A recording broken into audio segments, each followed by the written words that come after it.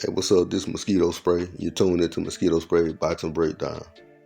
Today we're going to talk about a fight that'll be on tomorrow. It's a big-time heavyweight matchup for all the marbles between Oleksandr Usyk and Dubois. And this fight is actually a rematch of a fight that took place a couple of years ago on April 3rd, 2023. With the first matchup seeing Usyk stopping Dubois in the 9th round. And of course, that fight had some controversy tied to it with a controversial shot that some thought was legal, some thought was a low blow. Nevertheless, the ref called it a low blow, and Usyk was allowed time to recuperate. He got up and ended up stopping Dubois. And, they went on their separate paths since then. Usyk has went on to become, at one time, undisputed heavyweight champion by, taking down Tyson Fury. And Dubois has, been on a tear himself. He went through some pretty good guys in the lead up to this fight. So, it's a matchup a lot of people are looking forward to, and I know a lot of people got their views on it, so we're going to touch on it a little bit. First, let's talk about Oleksandr Usyk. He's currently the WBA, WBC, WBO, and lineal heavyweight champion of the world. Comes in with an unblemished record of 23 wins, no losses, no draws, 14 wins by knockout. If I had to say what notable wins he's had over his career, of course, we got to count what he did at cruiserweight because he became undisputed there also. He got wins over Marco Huck, Maurice Bradis, Murat Gassiev, and Tony Bellew at the cruiserweight limit. Then as far as heavyweight, he has 2 wins over Anthony Joshua. Of course, I mentioned he stopped Dubois, and then he has 2 wins over Tyson Fury as well. And then as far as Daniel Dubois, he's currently the IBF heavyweight champion. And he was elevated to heavyweight champion on June 26th of last year. Of course, the IBF does their weird stuff. Several fighters have, been stripped. Usyk is one of them. And so Dubois, IBF heavyweight champion, he comes in with a record of 22 wins, 2 losses, no draws, with 21 wins by way of knockout. And his notable wins have really been in his last 3 fights against Jarrell Big Baby Miller, Filip Hrgovic, and Anthony Joshua. And he's shown that he's a lot of improvement, as far as the eye can see, and what because there was a stigma about him, the fight he had with Joe Joyce back in the day where his eye socket got damaged, and he, people accused him of quitting then. And then of course the Usyk fight where he went down off a jab and kind of, took a count on his knee or whatever the case. So he was kind of labeled, a guy that didn't have any heart or will or whatever the case may be. So a lot of people's eyes, he's dispelled some of those views with his recent performances, against the likes of, the last 3 guys I just named, Miller, Hrgovic, and Joshua. And he in the first matchup, of course, regardless of what the shot was called, low blow or legal, he was able to hurt Usyk. And, Dubois does have power. He's a big, young, strong man, and he's entering his physical prime. And some people may think, Usyk is, long in the tooth, and they see Dubois as a serious threat. So we're gonna dig into this a little bit, man. Let's go back to Usyk. Let's talk about his strengths as far as we see. With Usyk, I believe his strengths are, number one, his footwork, his movement, and at the heavyweight division, he does have, well above average hand speed, and his ability to throw in combinations, coming up from a smaller weight. His ability to throw off-rhythm shots, which make him hard to time. The pace he sets that guys cannot, seem to keep up with, and his experience and his pedigree. The man's an Olympic gold medalist, and he's been on the international stage, before turning pro. And another thing that, I take my hat off to the man, he is legitimately a road warrior. He goes everywhere he goes. He goes on the road and takes these guys titles. He'll be in Wembley Stadium tomorrow in London, basically on Dubois' home turf, to come take back what's his, that IBF title. And, he has not shown that he can be beaten up to this point. He perseveres and finds a way through everything. and he's hard to beat. Now, from a weakness standpoint, the one thing I will point out, I have to, again, we're going back to that same thing. That's, his body. I know he was hurt with a body shot in the amateurs by BF. It was another guy as a pro, I forget who it was. Somebody hurt him earlier in his career. And of course, Dubois, touched him to the body, again, whether it was low or not. Me, myself, personally, I thought it, was a bit borderline, because I will say this, his pants were not up to his chest like Kovalov when he fought Ward, in their last fight. So, I didn't complain about the ref calling it a low blow. It is what it is. And regardless of that, when the man got up, Dubois still had a chance. He had 2 hands and 2 feet just like Usyk had. Usyk found a way to get it done, and he stopped him. So, hey, it is what it is. Now let's go over to Dubois and talk about his strengths and weaknesses.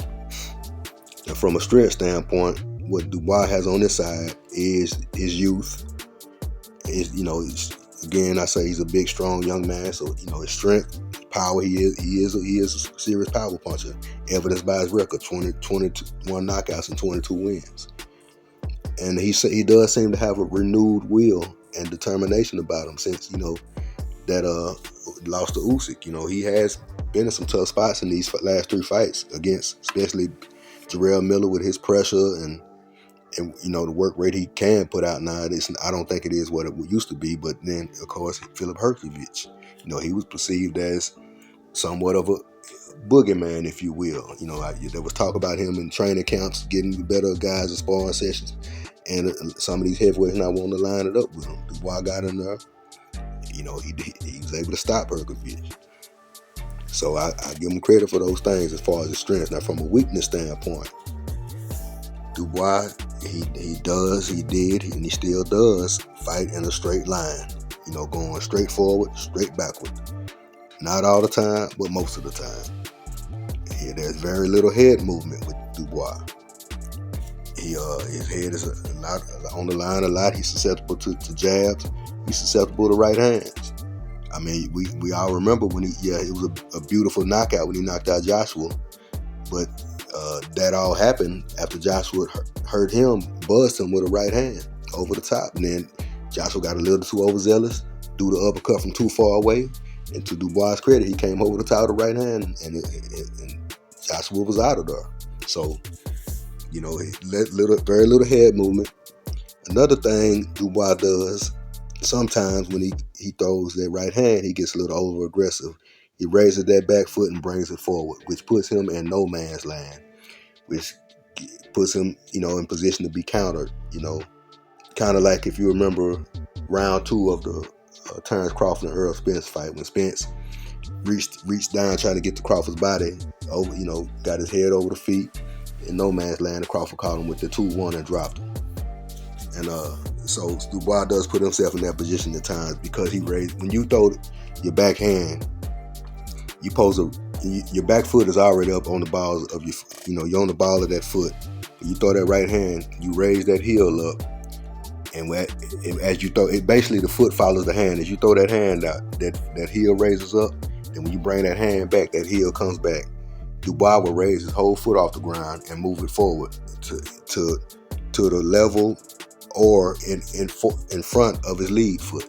And that's not what you want to do, especially not with a guy like Usyk. And another thing, man, with Dubois is the question of where is his mentality at now? You got a guy that has already got the upper hand on you. He stopped you one time, and if he gets in there and starts seeing and feeling some familiar things, how is he going to react? So as of right now, like I say, he showed a renewed will and determination against the guys he's fought, but he hasn't been back in there with Usyk. You know what I'm saying? Usyk is the guy that he gotta prove it. He gotta prove it. And I will say this: when I watched the weigh-in, they had a little stare down, and I know it doesn't mean everything and all that, but after they did the stare down, when Usyk turned, when they face the crowd and they do their little flexing and whatever the case may be, Dubois turned sideways and kind of looked at Usyk, and he looked him up and down, kind of like he was sizing him up, man. And the look in Dubois' eyes, it was a look to me like he may have been a little unsure about things, like he's questioning things, and that may come to fruition in the fight, man. It only, we'll only see when they get in there.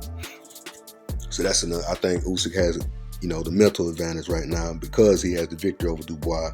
Usyk is very sure of what he's got going on. I mean, he hasn't learned how to lose yet as a pro. So Dubois has to overcome that. Now, as far as what they've, how they fared here lately, let's take a look at each one of these guys' last 3 opponents.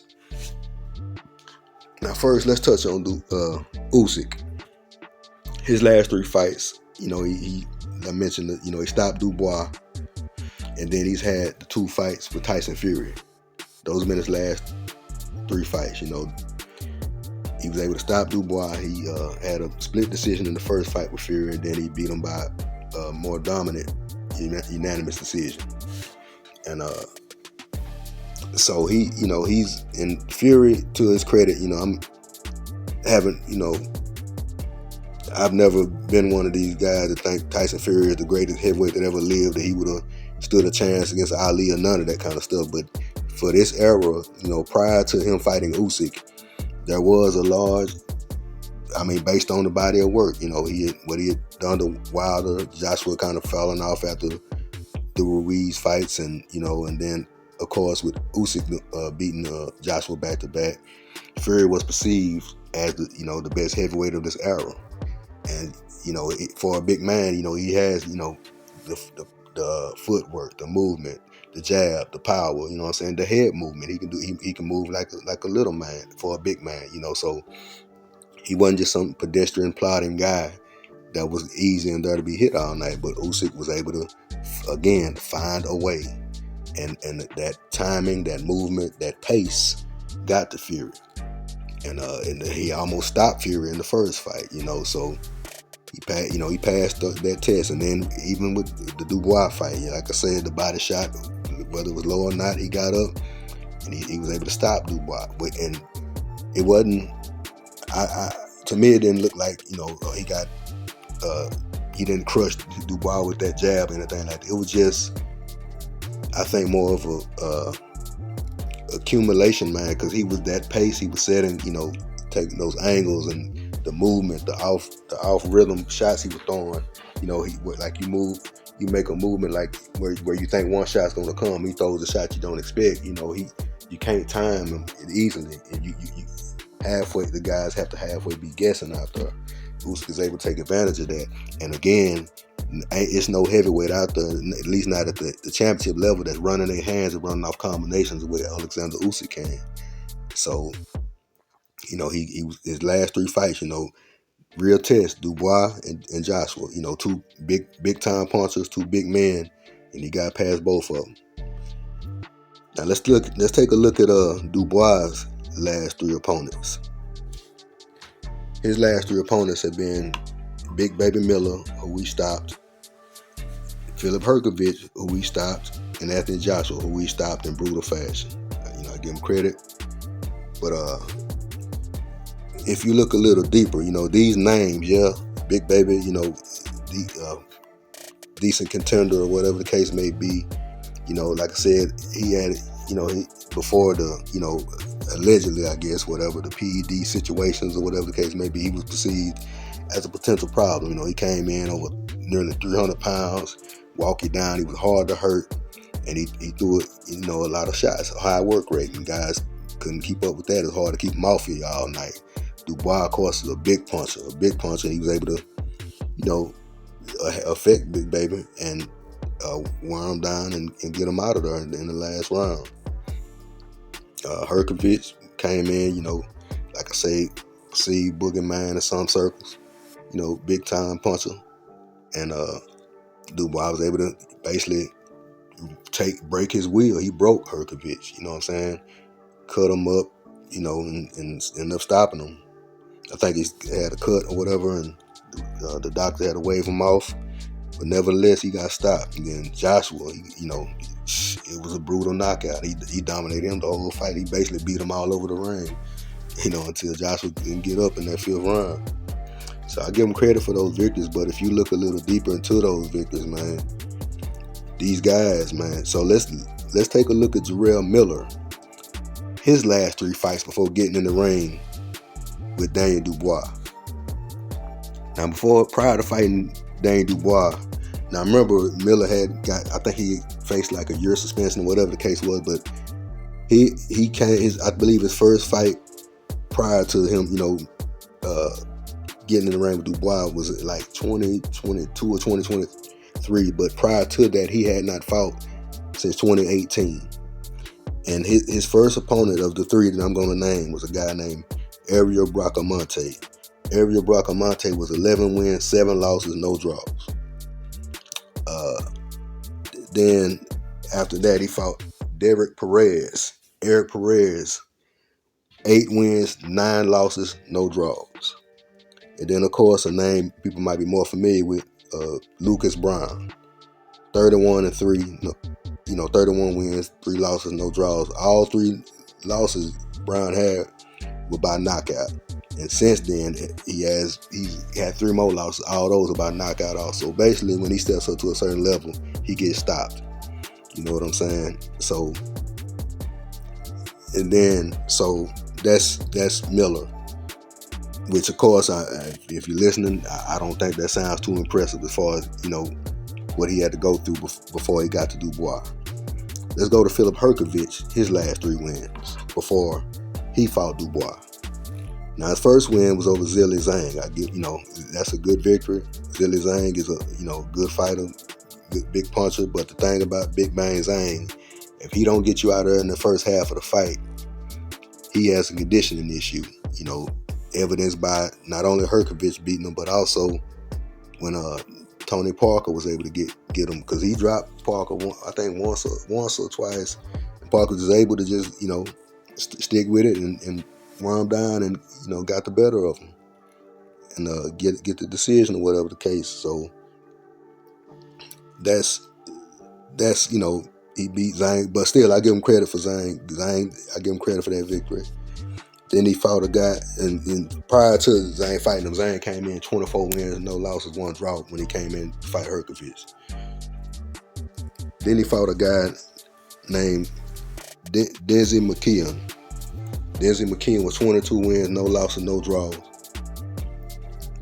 But if you look a little closer at McKeon,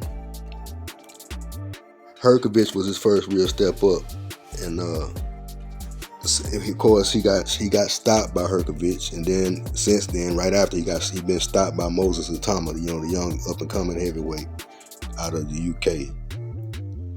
Then after that, Hrgović fought a guy named Mark Damari. Damari had a record of 41 wins, 2 losses, 2 draws. Sounds good on paper, but again, if you go look at the man's resume, it's a lot of it's not top guys. When he did fight top guys on his resume, he was stopped by David Haye. Then earlier in his career, he was stopped by a guy named John Wyborn. John Wyborn's record when he fought Damari was 15 wins, 19 losses, and 4 draws. So it's not nothing to write home about really. Then you go to Anthony Joshua.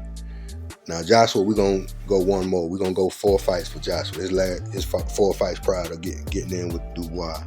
And this will paint a picture of Joshua's road back from his second loss to Usyk. So after Usyk, Joshua fought Jermaine Franklin, which was a pedestrian performance. He had Derrick James in his corner. It was kind of like a la the Klitschko's, a bunch of jabbing and holding or whatever.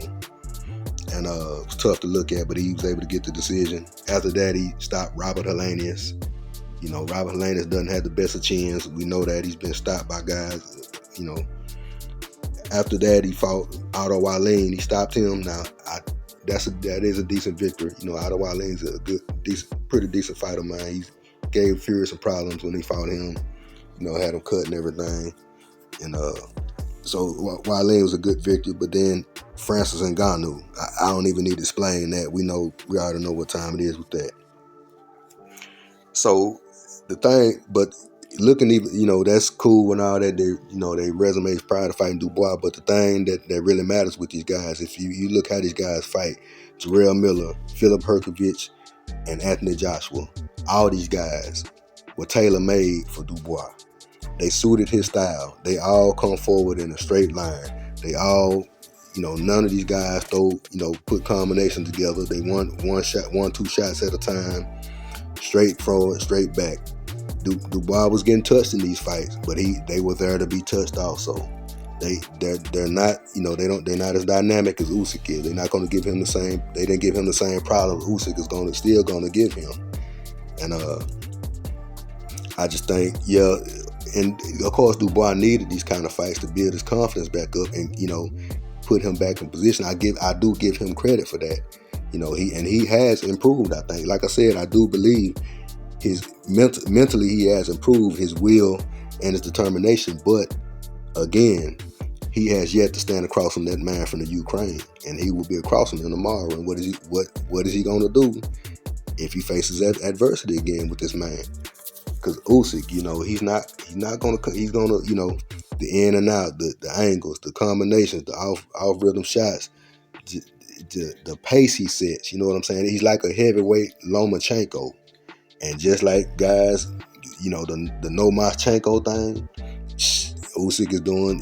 He ain't exactly got these guys quitting on stools, but he's late in these fights, he's dominating. He's setting the pace that these guys can't keep up with, and your only hope is to hurt him early to get him out of there. Because if he gets you in that second half of that fight and he start cooking, man, it's hard to keep up, man. And he separates himself in the second half of these fights. And as far as how I think tomorrow's gonna go, I know Dubois worked his way back, and of course I will say it will be a dangerous fight early on. There is a chance that Dubois can possibly time Usyk on the way out, catch him on the way out, or whatever the case may be. Usyk gets tricky. He's gonna slide out the side and dart in and out, and just he's tricky. But there is a chance for him to be caught, especially to the body. If Dubois can get back to his body like he did in the first fight, even after the called low blow, Dubois was still trying to get that right hand to the body. He was landing some, but it just wasn't able to affect Usyk the same way as that first one. Now, so there is that opportunity, but if you asking me what I think is gonna happen in this fight, man, again, Usyk, man, he is a whole different animal, man. I know he's up in age. I know he was like 38 or whatever the case is, and Dubois is like 26, 27. But man, Usyk, I don't live out there with the man. I don't know what he do in his spare time, but he seemed like a man that's very focused. And when you get in that ring, he's a very serious man. You know what I'm saying? He's not to be played with, man. He's running through these guys for a reason. And I just think he's gonna reclaim that undisputed crown tomorrow, man. I think he's gonna get Dubois into the second half of that fight and just separate him. Now, maybe Dubois, his ability to persevere through adversity, I guess, better than he did earlier in his career or whatever, will serve him maybe to see the final bell or whatever. But even if that's the case, man, I still see a dominant decision victory for Usyk. I'm not talking about 10-2 or nothing like that. I'm talking about, like I say, it might be some moments early on, whatever, like through the first 4-5 rounds. But I just think once Usyk gets warmed up and gets to moving, man, and get to throwing them hands, move, combinations, and just peppering Dubois over and over and over again, it's just gonna wear him down, man. And again, I wouldn't be surprised if he stopped him again. But if he does see that final bell, I see a